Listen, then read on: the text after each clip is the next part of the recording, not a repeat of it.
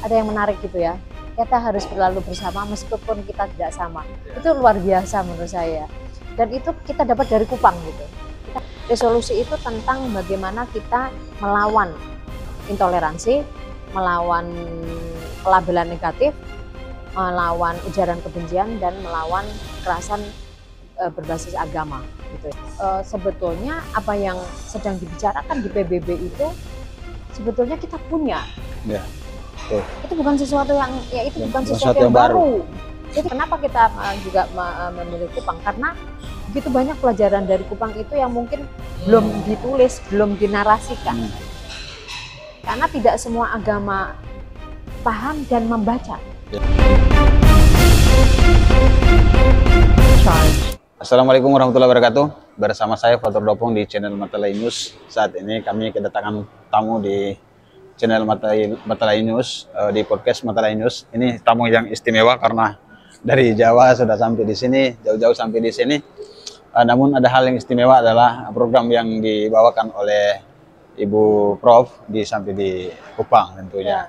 Oleh karena itu kita menyapa selamat datang Ibu di Kota Kupang. Kota ini yang dijuluki sebagai kota kasih, kota yang menyebarkan cinta kasih kepada semua orang.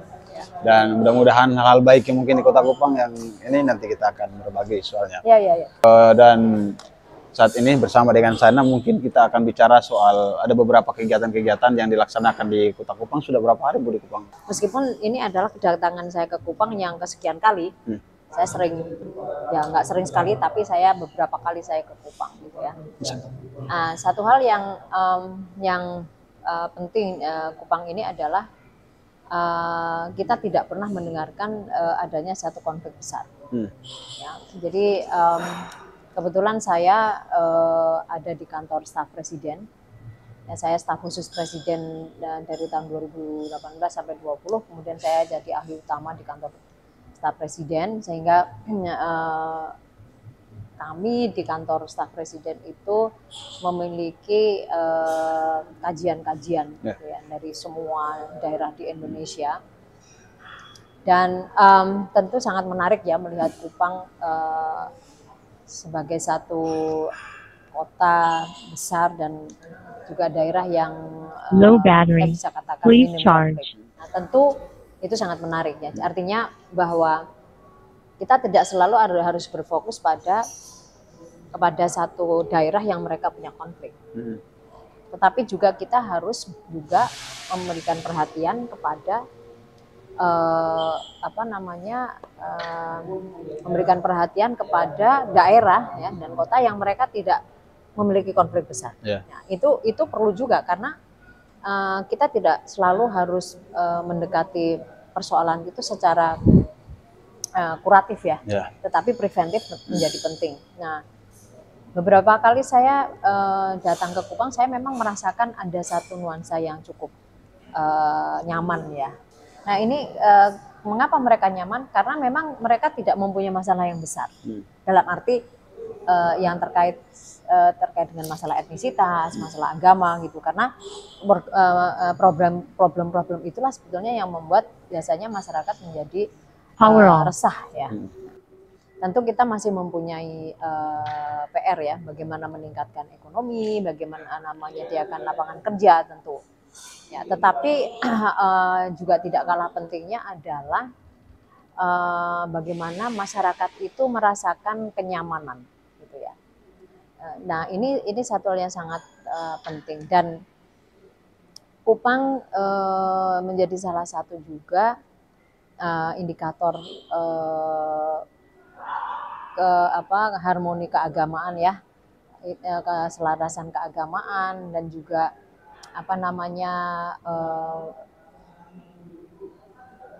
moderasi, toleransi gitu ya.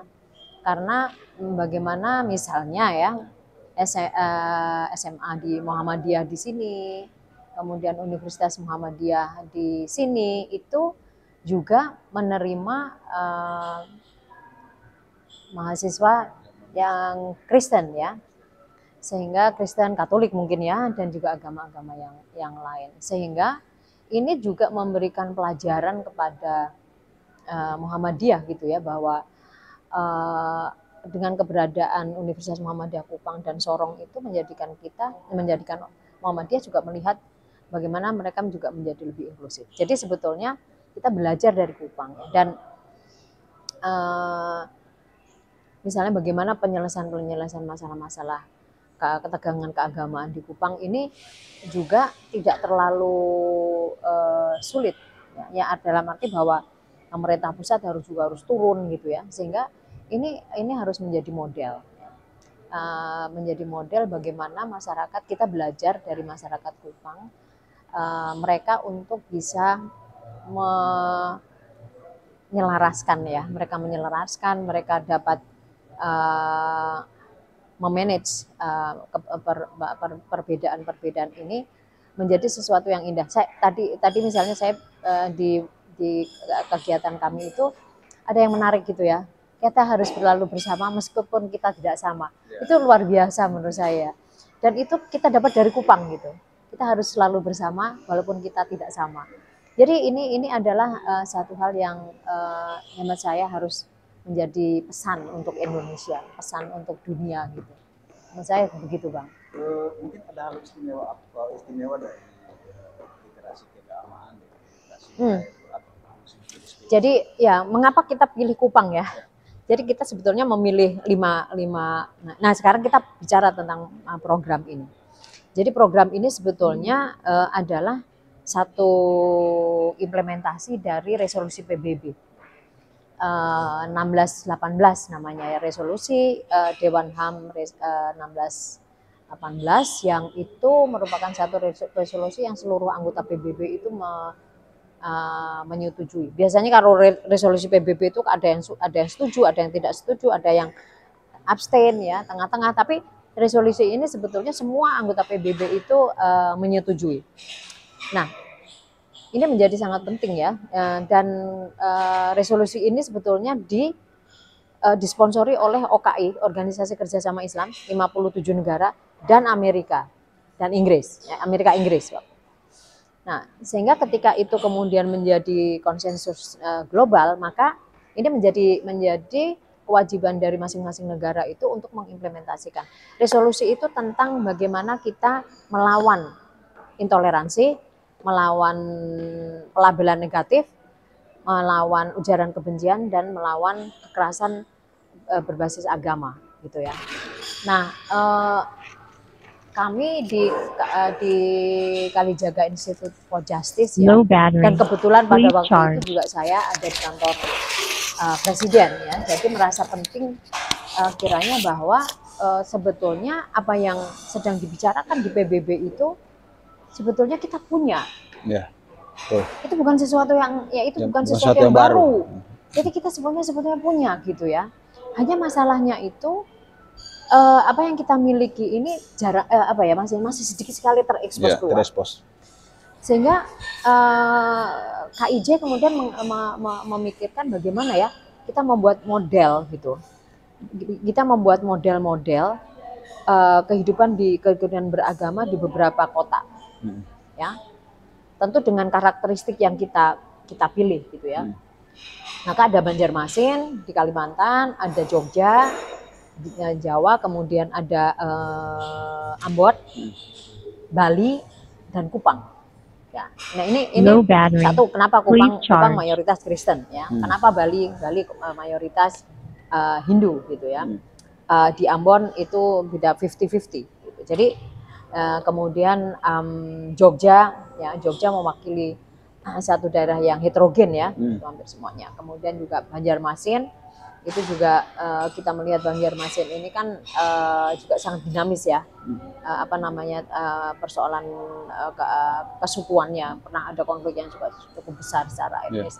Jadi ini semuanya kita pilih, dan sekarang Banjarmasin itu menjadi sangat penting karena semua orang tuh bergerak untuk ke situ.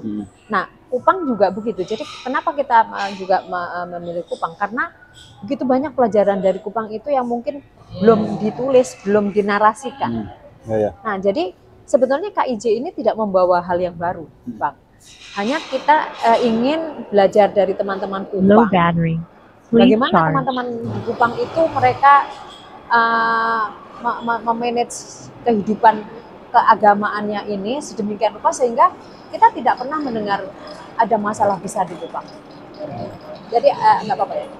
Jadi ada masalah besar di Kupang itu tidak pernah. Gitu. Sehingga hanya program yang kita bawa ini hanya pendekatan saja. Kita mencoba untuk menggunakan satu pendekatan, ya pendekatan, sebetulnya pendekatan bisa dilakukan dengan apapun, moderasi beragama. Nah kemudian tapi kita menggunakan literasi keagamaan lintas budaya. Yang sebetulnya pendekatan yang disebut dengan LKLB ini adalah sebuah cara untuk mengimplementasikan moderasi beragama. Jadi kalau moderasi agama itu adalah konsep besarnya, jadi LKLB sebetulnya bagaimana cara mengimplementasikannya, bagaimana cara melaksanakan kira-kira begitu. Nah di dalam program ini kita menguatkannya adalah harus ada kompetensi pribadi dulu, kompetensi personal dulu, kemudian ada kompetensi komparatif dan kompetensi kolaboratif. Yang pertama, yang kompetensi personal ini seringkali dilupakan, bahwa sebelum kita melakukan komparasi dengan agama yang lain, kita harus dulu kita paham dulu agama kita. Karena tidak semua agama paham dan membaca. Ya, betul. Jadi literasi itu sebetulnya kita bukan hanya mau mendengar, tapi kita betul-betul membaca betul. Dan ketika kita ketemu dengan teman-teman ya di program ini gitu, kita tes, bukan kita tes, kita tanya gitu ya, apakah mereka memang betul-betul beragama itu secara berliterasi gitu ya. Literasi itu paham ya. Paham betul gitu, membaca, memahami itu namanya literasi.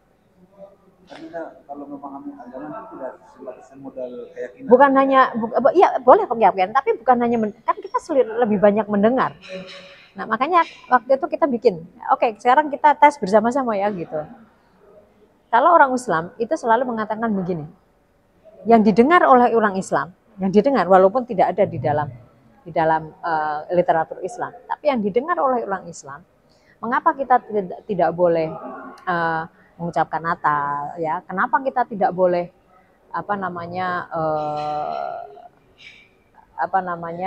misalnya kalau di dalam, misalnya sebetulnya kan di dalam Al-Quran seorang laki-laki Muslim itu boleh menikah dengan perempuan ya bukan Kristen, Yahudi dan Ahlul Kitab lah gitu ya. Nah, tapi kan dalam undang-undang kita itu kan tetap tidak boleh. Nah, sebetulnya di balik itu tuh ada satu keyakinan, yang keyakinan itu ketika kita tes di dalam literatur Islam itu tidak ada. Karena Kristen yang sekarang itu sudah berubah dari masa Nabi. Gitu. Itu sangat diyakini betul oleh bukan hanya di Indonesia tapi seluruh dunia. Nah, apakah maka kita kemudian saya sendiri ya, saya mulai dari saya coba saya cari gitu ya. Apa iya sih gitu ya? Saya sendiri juga kemudian mencoba untuk meliterasi diri saya dari dalam agama saya sendiri. Maka saya ini kan apa toh yang berubah tuh? Apa yang berubah? Kalau dulu pada masa Nabi itu nggak ada Trinitas. Oke. Terus saya pelajari Trinitas. Loh, Trinitas itu muncul itu abad ke-4. Nabi itu lahir di abad ke-6. Berarti sudah ada kan? Itu. Sudah ada. Nah, lantas saya cari gitu ya di literatur Islam, ada nggak ya? Ternyata nggak ada. Menariknya, ketika saya menulis tentang Trinitas dalam Islam, itu di Al-Quran ada. Jadi saya, dalam Al-Quran ada ya. Jadi mungkin kira-kira 5 tahun yang lalu lah saya. Tapi udah agak lama sih, mungkin lebih dari 5 tahun itu saya, ada ternyata ya gitu. Nah, lantas ketika saya mengajar, saya tanya persis pertanyaan ini saya sampaikan kepada mahasiswa saya. Dan mereka juga mengatakan begitu, sama dengan yang saya yakin. Saya tanya sama mereka, kamu pernah mengaji nggak? Ya saya setiap ini mengaji. Oh oke. Coba kamu sekarang buka surat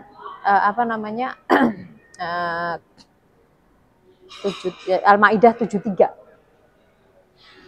ternyata Trinitas itu ada di dalam Al-Quran. Mungkin dengan tone yang berbeda, tapi itu. Artinya ketika anggapan keyakinan kita, itu ketika itu keyakinan saja yang kita dengar, itu bisa berbeda dengan kenyataan historis dan kenyataan teologis yang ada di dalam agama kita sendiri. Jadi artinya kan tidak valid. Ternyata Trinitas itu abad ke-4, Nabi itu lahir abad ke-6.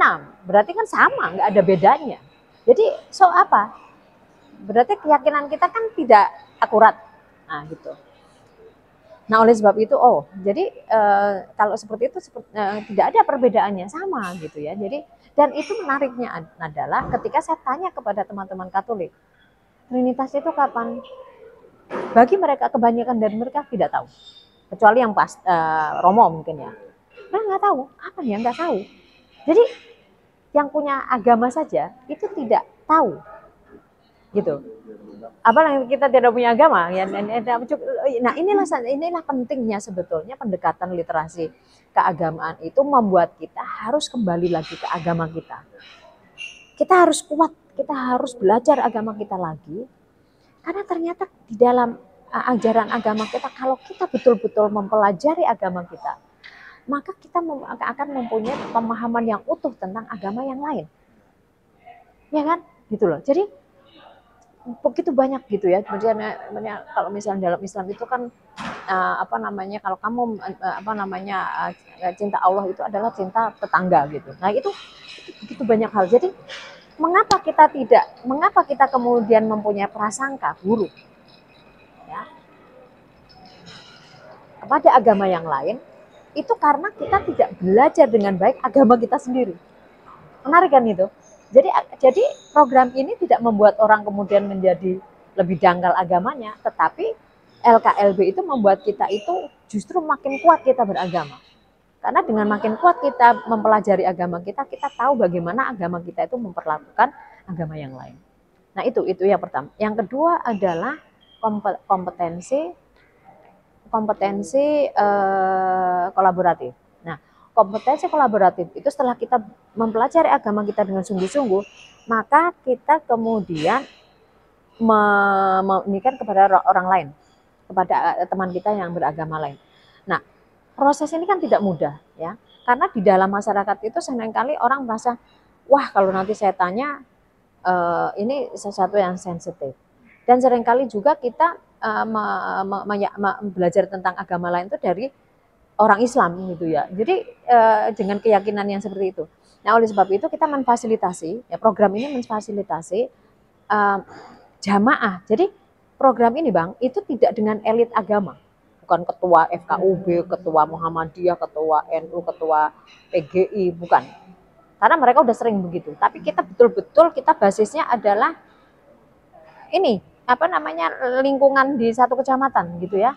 Lingkungan itu dan mereka adalah jamaah-jamaah itu.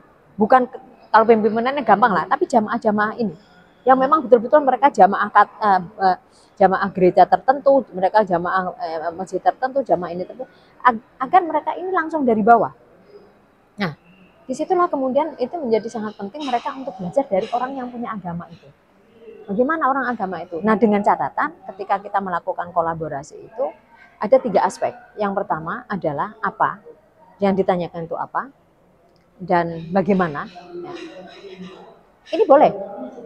Bagaimana sholat dalam Islam, ya bagaimana beribadah dalam Kristen, Buddha, Hindu. Bagaimana cara? Apa ini ya? Apa itu sholat? Apa itu kebaktian dan sebagainya. Tapi ada satu lagi yang disebut dengan kenapa, mengapa. Nah, pertanyaan mengapa ini itu harus ada rambu-rambunya. Ketika kenapa? Ini ketika kita menanyakan pada orang lain tentang agamanya, belum tentu yang punya agama bisa menjawab. Misalnya saya, sebagai orang Muslim, ketika saya ditanya, kenapa sih sholat itu 5 kali? Nggak tahu saya. Karena memang udah ajarannya begitu. Ya. Mengapa kita menghadapnya ke Ka'bah?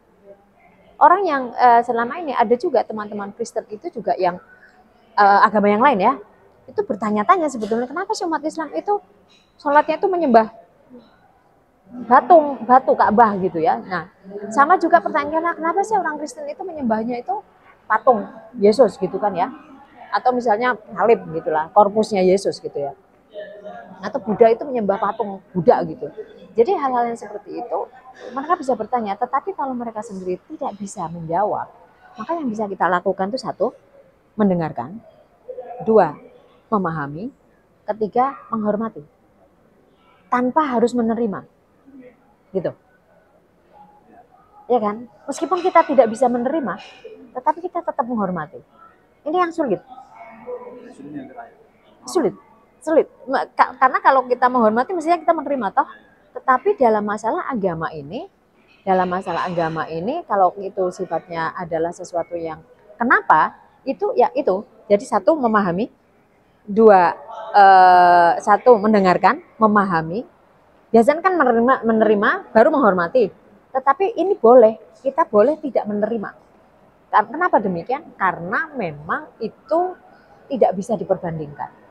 Maka kita langsung bisa ini menghormati. Nah itu. Nah yang selanjutnya adalah kompetensi kolaboratif itu. Kita mencari ajaran-ajaran agama yang sama. Tentang kasih sayang, tentang menolong orang lain, tentang menjaga dunia ya, menjaga bumi, menjaga ini dan sebagainya, berbuat baik, itu semuanya kan semua agama ada. Dari situlah sebetulnya bagaimana kita bisa menciptakan perdamaian gitu kan, bagaimana kita bisa menciptakan surga di dunia, itu kan semuanya kita nggak perlu terlalu lama, surganya ya selama di dunia kita bikin surga aja di dunia gitu. Nah itulah maka ajaran-ajaran yang sama itu kita gunakan sebagai satu spirit, sebagai satu dorongan kita untuk bisa bekerja sama menyelesaikan masalah-masalah yang ada di lingkungan kita. Misalnya masalah sampah, misalnya masalah kenakalan anak-anak, masalah narkoba, mungkin masalah ekonomi dan sebagainya, itu kan semuanya kena kan. Ya Muslim yang kurang beruntung ya ada, orang Kristen yang kurang beruntung ya ada, orang yang jadi itu sesuatu yang begitu. Tetapi kolaborasi itu harus didasari kepada satu proses penghormatan yang otentik.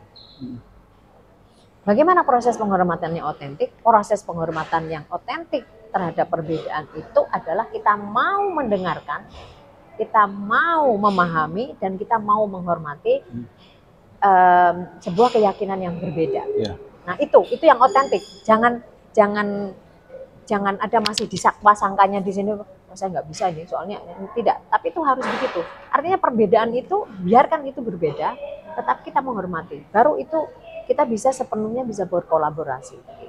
Jadi prasyaratnya di situ. Itu bedanya mungkin dengan pendekatan yang lain. Nah, disitulah sebetulnya ya, maka karena itu ada 3 kompetensi begitu, program ini tidak bisa satu kali selesai. Ya kan? Ya. Kalau biasanya kan program itu dialog antara ketemu para ini tokoh-tokoh agama, berseminar, tolong ya nanti sampaikan umat selesai. Nggak bisa. Kita harus membuat program ini terus-menerus, mungkin sampai 5 kali berturut-turut. Ada RTL-nya, ada ini, jadi berturut-turut sehingga memang betul-betul itu kita sampai ke situ. Jadi saya sangat berterima kasih kepada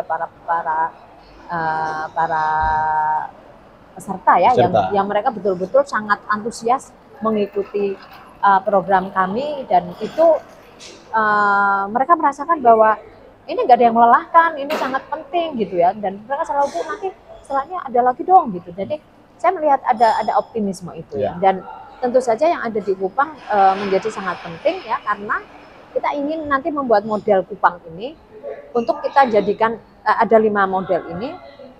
Kita akan serahkan ke Kementerian Agama, kita serahkan ke Kementerian Luar Negeri gitu ya, agar ini dibawa oleh Kementerian Luar Negeri ke luar negeri sebagai bagian dari diplomasi moderasi beragama kita gitu ya. Jadi itu menjadi sangat penting, dan model dari Kupang ini menjadi salah satunya. Saya kira gitu. Kegiatannya 2 hari, Pak? 2 hari. 2 hari. Selain kegiatan literasi keagamaan dan literasi kebudayaan, selain itu ada kegiatan apa lagi? Di mana?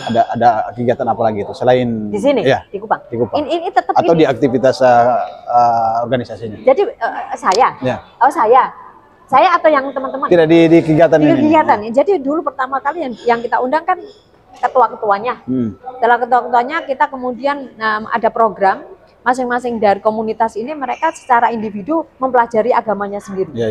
Mereka mempelajari agama sendiri. Setelah mereka mempelajari agama sendiri, maka mereka masuk ke sini, mereka bertanya kepada orang ini. Jadi ini sudah yang ketiga kali program ini. Makanya tadi saya katakan, ini kita tidak hit and run ya. Selesai sudah. Tapi yang pertama kita ketemu dulu ketuanya, setelah itu ketuanya menyampaikan kepada anggotanya di gereja, di masjid, di organisasi. Nah setelah itu yang tentang agamanya sendiri, nah baru kemudian ketemu di sini untuk komparasi itu. Mereka dalam 2 hari ini kita berikan kesempatan untuk saling bertanya. Di satu meja itu nggak boleh hanya satu kelompok, jadi mereka bercampur, mereka ini ya. Kemudian mereka menggambar rumah ibadah yang ada di Kupang. Dan semua orang mengatakan bahwa saya baru pertama kali ini, ada yang sudah senior, udah 60 tahun gitu ya. Saya baru pertama kali ini menggambar gereja. Yang dari Kristen, saya baru pertama kali ini saya menggambar masjid. Dan saya juga begitu waktu sebelum ini kita sampaikan kepada peserta, kami fasilitator itu menggambar juga. Dan saya menyadari betul bahwa saya baru usia sudah 60 ini baru saya menggambar gereja. Dan rasanya itu berbeda. Saya menggambar gereja ya, ternyata oke juga gitu loh. Jadi itu satu pengalaman spiritual yang luar biasa gitu ya. Meskipun nampaknya sederhana, tetapi sebetulnya itu membawa pesan yang mendalam. Gitu bahwa iya ya ternyata kita itu terlalu jauh, bahkan menggambar aja tidak pernah. Maka kita sekarang ini teman-teman tuh menggambar rumah ibadah yang ada di Kupang.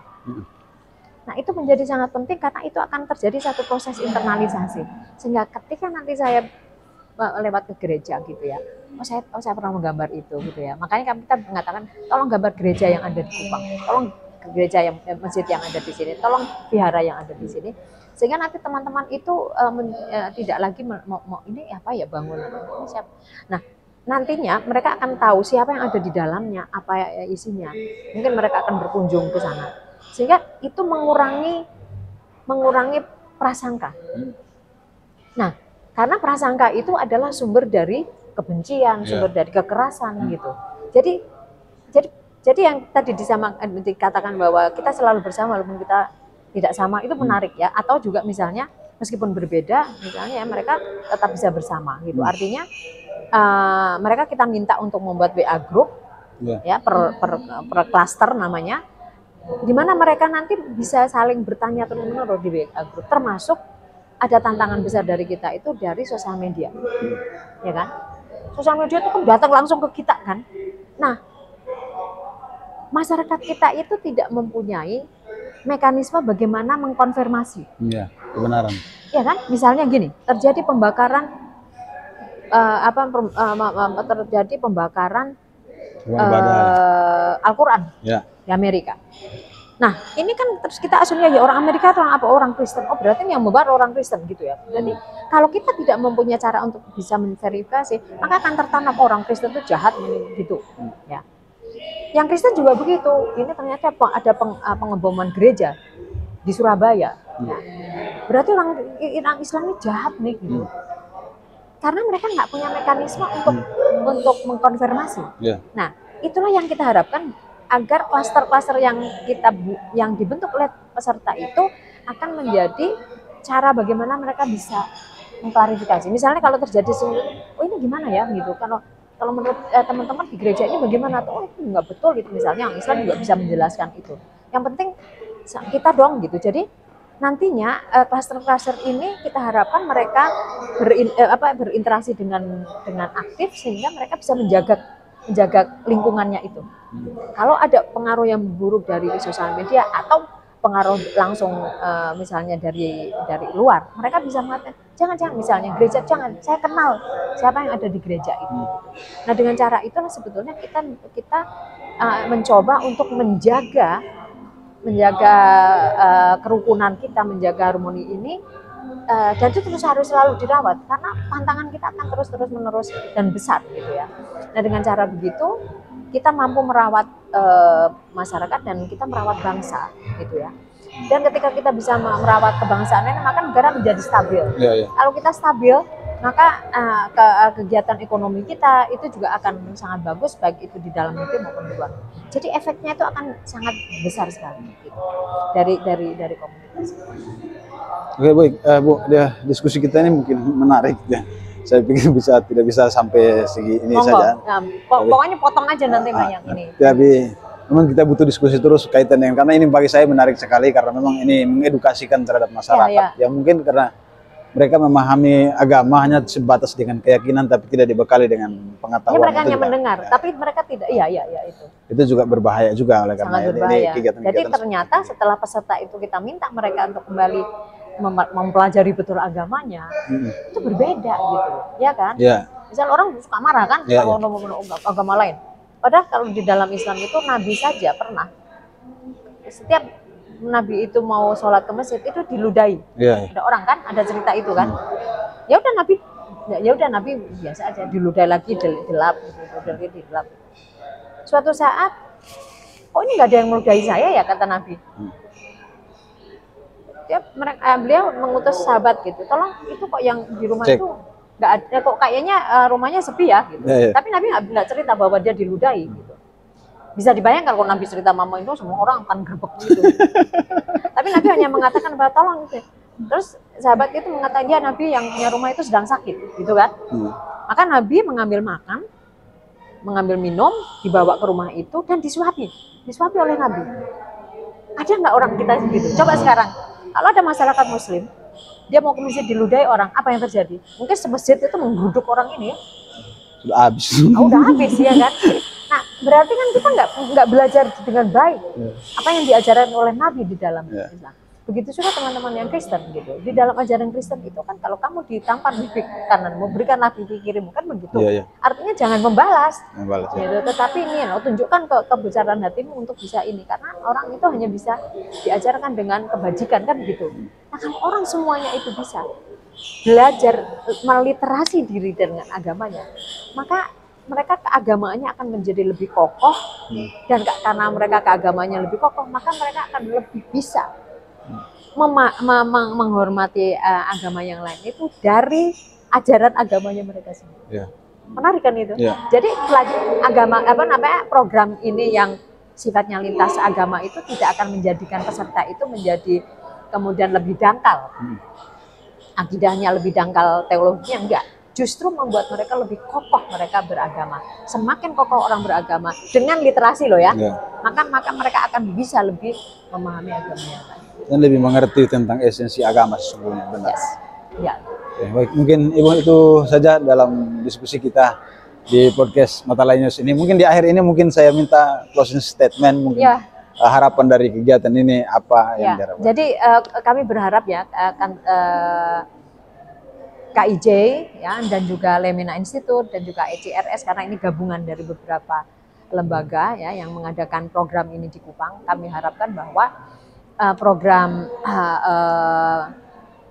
toleransi proeksistensi dengan pendekatan LKLB ini akan lebih menguatkan lagi harmoni kerukunan yang ada di Kupang, sehingga memang betul-betul Kupang bisa menjadi contoh bagi Indonesia dan juga contoh bagi dunia. Terima kasih. Oke, baik, terima kasih banyak. Saya memberikan apresiasi sangat besar terhadap narasumber kita yang hadir ini, karena beliau bukannya sebatas narasumber, beliau juga merupakan profesor dan juga pernah sebagai staf khusus kepresidenan. Ini luar biasa, satu kebanggaan dan satu hal yang bagi saya luar biasa. Sudah bisa duduk bersama dengan Bunda di tempat ini.